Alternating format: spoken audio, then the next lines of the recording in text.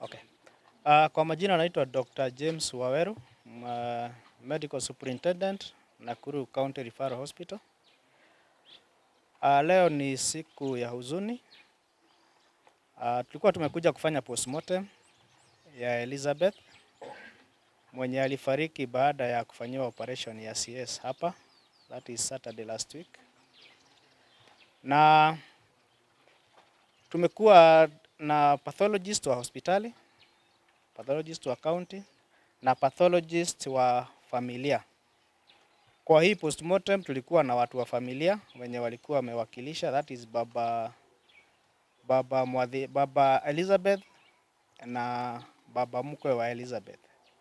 So ningetaka kuchukua hii fursa nipatie pathologist wetu pamoja na pathologist wa familia waelezee chenye walipata kwa hii examination yao. Dr. Gulungu na Dr. Asante sana. Thank you Dr. Waweru. Yeah.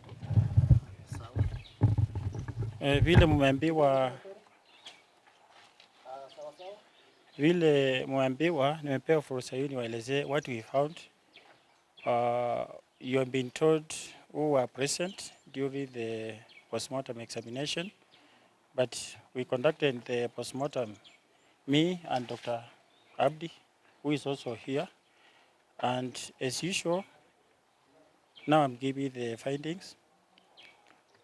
We examined the body externally, and we found that the body was showing signs of hypoxia or low oxygen content before death. This was indicated by the mark cyanosis which was on the fingernails. And then we narrowed down. We went all the way to the other organs, and our main findings were in the lungs, whereby the pattern of the lungs, that is the alveolar pattern of the lungs, were effaced.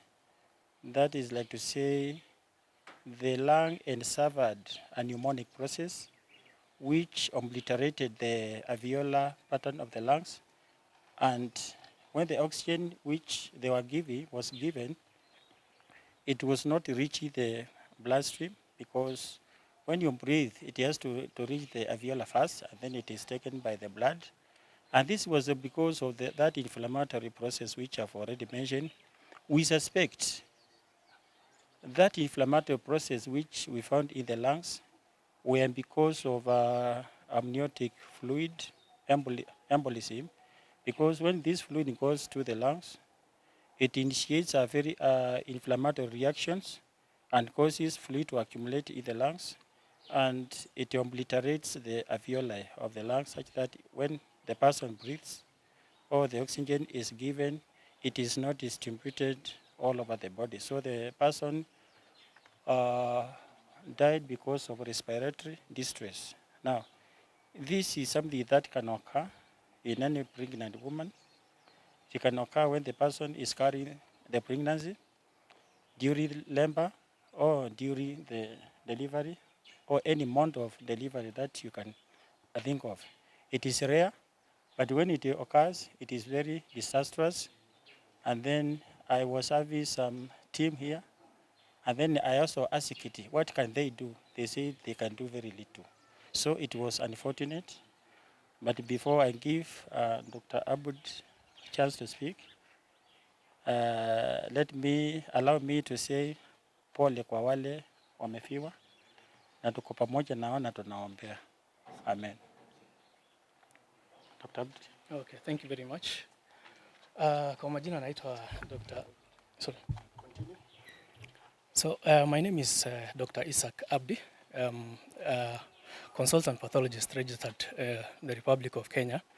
As my colleague and senior has spoken, we conducted the postmortem and found profound signs of respiratory distress in the decedent.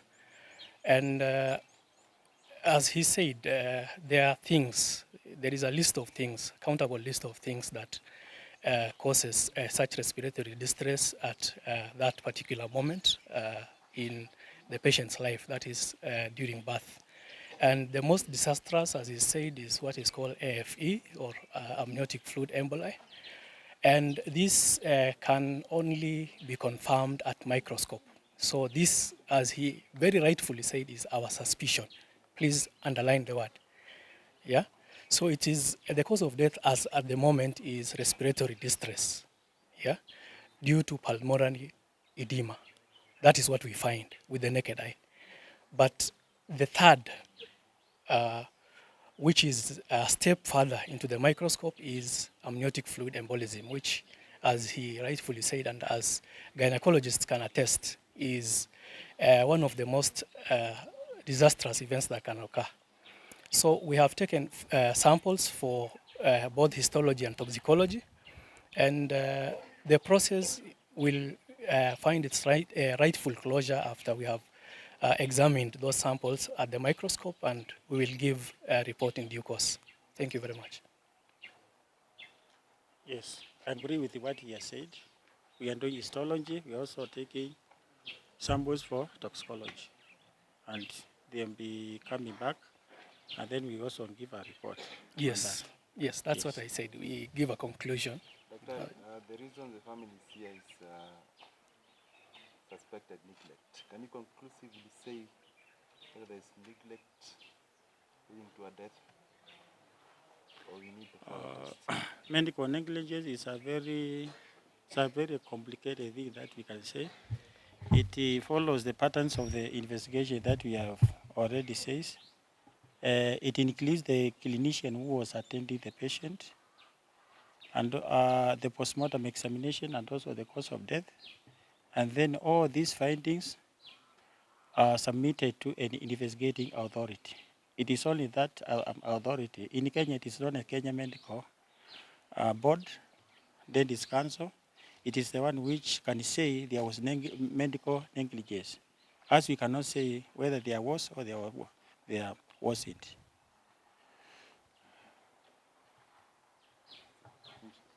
Any other question? I also represent the family. Yes. And we had 2 witnesses from the family, as the med sup has already said. Yeah, there were witnesses present, including my colleague here. Yeah. So maybe how long would this process take, estimated time, to allow maybe the closure of this? There is a police officer here, one Kisilu, who is taking the samples to the government chemist for further examination or for analysis. And as far as we are concerned, our histopathology report within a week will be through, and then we can give a conclusive, the conclusive results. Cause of death. Yes, Cause but of we death. still need the report from the government chemist, so that we also have everything in one place, so that we can close it. So, Matthew, it has also involved the police, the DCI. They are also taking part in their part of the investigation. I have something to say. When we are following up with the story, the husband asked, after how long does a person when dead can remain like still for the nakama after ameshika bibi yake alikuwa amekauka, that is at 8 p.m. Can you explain to him how long does it take for someone when amekufa? Na leo kukauka inamchukua muda gani? That's what we asked. Kashindwa jibu. Okay, so the process of what we call rigor mortis is not a very definitive process. It is a process that depends on both the ambient temperature and the circumstances under which the patients lie. But as to estimations, it has been given in books. I think you can even just at Google search find out those processes. But Daktari, my senior, can No, it also varies from the different countries. Yes, I and say where ambient temperature. and that and where the study was done. Mm. But after the second day, we rarely find it. So it is a function of the enzymatic processes that occur after death and also the ambient temperature, because that's why we cool the bodies, to prevent that. Yeah.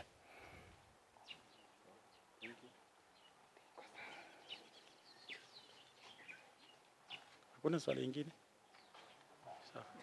Thank you.